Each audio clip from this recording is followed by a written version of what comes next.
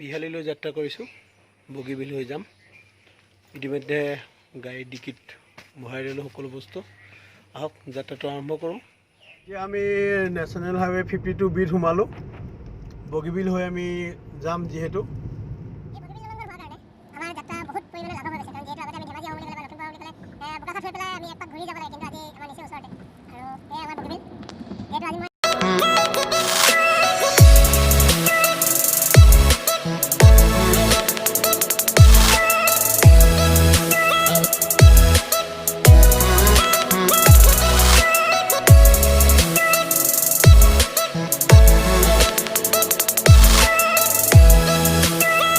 ধন্যবাদ গভৰ্ণমেণ্ট।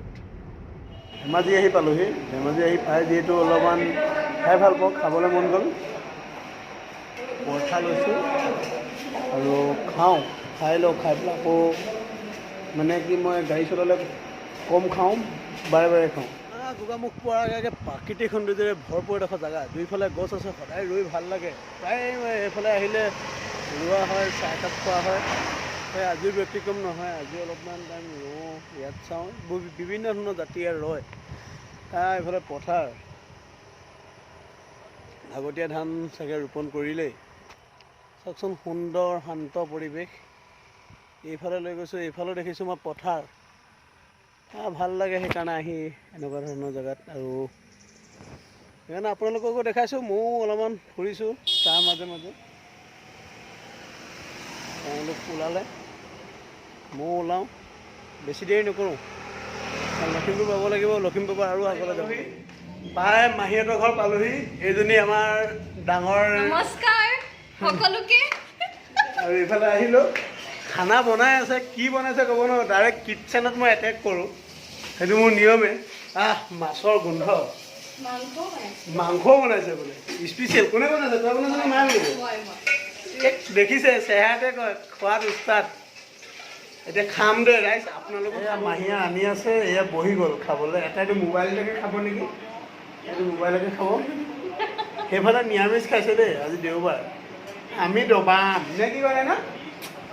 পুৰা এতিয়া ওলাই আহিছোঁ ভণ্টিৰ লগত। অলপ লখিমপুৰ টাউনখন চাওঁ, মানে বিশেষ বস্তু এটা ল'বলৈ যাওঁ।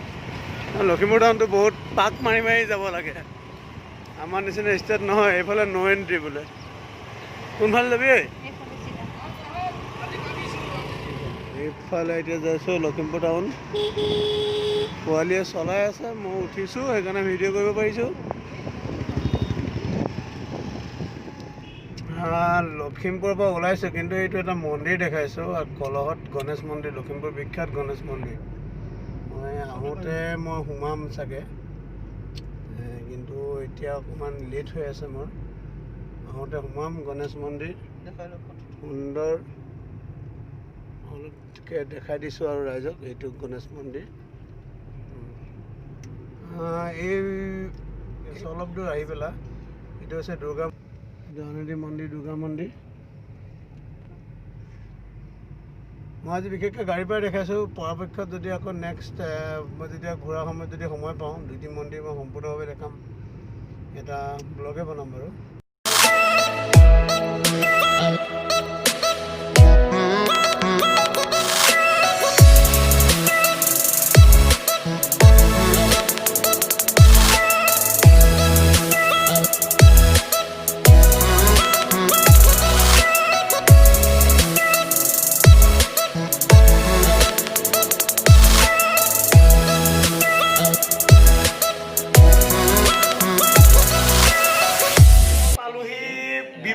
বিপুৰীয়া মাহীহঁতৰ ঘৰত পালোহি। এয়া মাহী পাকঘৰত আছে, আমাক দিছে চৰ্বত গৰমত। খাই লৈছোঁ। আৰু মাহী আটাইতকৈ আমাৰ মানে অকণি, যাক মই মৰমত কিবা বুলি মাতোঁ, এতিয়া নকওঁ ৰাইজৰ আগত দেই। এইফালে মহা আছে, আৰু মহাৰ এইটো মহা মানে বিশেষত্ব কিছুমান আছে। মই যদি সময় পাওঁ, ঘূৰি যাওঁতে আকৌ সোমাম, তেতিয়া মই দেখাম। তেওঁ শিক্ষকতা কৰে, শিক্ষকতাৰ মাজত তেওঁ বহুত কিবা কিবি কৰে। তো তেওঁ কেনেকৈ টাইম মিলে, কেনেকৈ এখন সুন্দৰ এখন তেওঁ বাৰী বনাই আছে, বাৰীখনলৈ লৈ যাম। কিন্তু আজি নিনিওঁ। আজি এইটো আপোনালোকৰ ছাছপেঞ্চত ৰাখিলোঁ, কাৰণ এতিয়া ইয়াৰ পৰা আকৌ মই যাত্ৰা কৰিম বিহালীলৈ। এতিয়া আৰু 3 ঘণ্টা যাত্ৰা আছে। ৰেইনি ৱেডাৰৰ মাজেদি গৈ আছোঁ। অলপ দেৰি অকণমান সময় আগতে এজাক বৰষুণ আহিছে।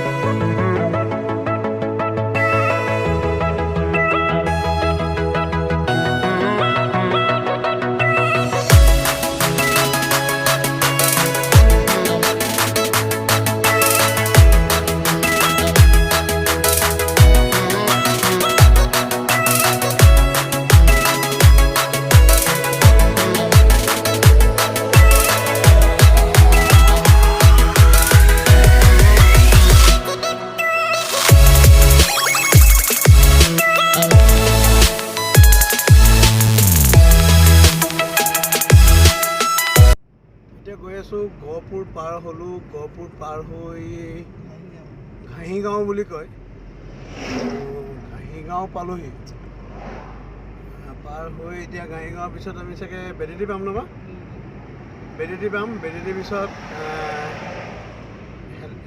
পিছত আমি বিহালী পাম বিহালী চেণ্টাৰৰ পৰা 7 কিলোমিটাৰ আৰু বৰ বেছি দূৰ নাই আহি পালোহি পায়ে নিজৰ মই আহি পালোহি পোৱাৰ পিছত আৰু মই যিহেতু মই ইয়ালৈ আহিলে বিহালীলৈ আহিলে মোৰ মামা ঘৰে গম পাওক নাপাওক প্ৰথমতে গম পাই মোৰ বন্ধু বাল্য বন্ধু মঞ্জিল ইজ এ ভেৰি আৰ্টিষ্ট হয় মই কাইলৈ ইয়াৰ লৈ যাম এই বহুত আৰ্টিষ্ট হয় এটা ভাল আঁকে ছবি আঁকে আৰু